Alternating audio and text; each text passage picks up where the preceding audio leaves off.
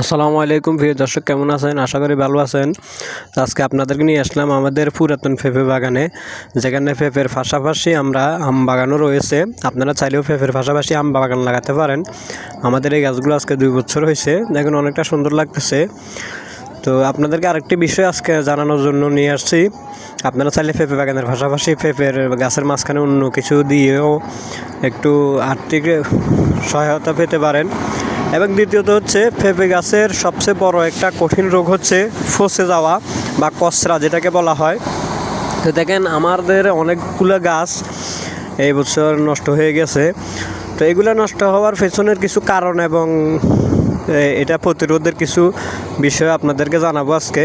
তো আপনারা পুরো ভিডিওটি দেখুন। আর যারা চ্যানেলটি সাবস্ক্রাইব করেন না এখনও, চ্যানেলটি তাড়াতাড়ি সাবস্ক্রাইব করে নিন। আর কী বিষয়ে আপনি জানতে চান কমেন্ট করে আমাদেরকে জানাবেন।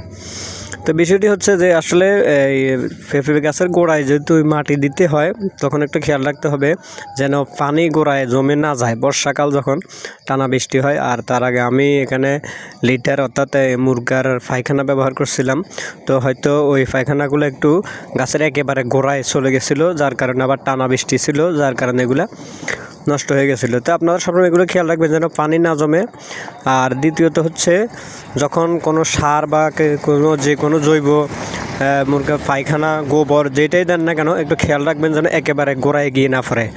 আর দ্বিতীয়ত হচ্ছে, আপনারা ফসার ওষুধ ব্যবহার করতে হবে, বরাবর খেয়াল রাখতে হবে যে আসলে গেছে। দেখেন অনেকগুলো গাছ নষ্ট হয়ে গেছে। তো আমরা কি ফসার ওষুধ ব্যবহার করি জানতে আমাদের পাশেই থাকুন। চ্যানেলটি সাবস্ক্রাইব করে আপনার কমেন্টে জানান যে আসলে আপনি কী বিষয়ে জানতে চান, আমরা সেই বিষয়ে ভিডিও দেওয়ার চেষ্টা করব। তো আরেকটা কথা হচ্ছে, কেউ বসে না থেকে এরকম কৃষি কাজ করে কৃষি উৎপাদন বাড়িয়ে স্বাবলম্বী হতে পারেন।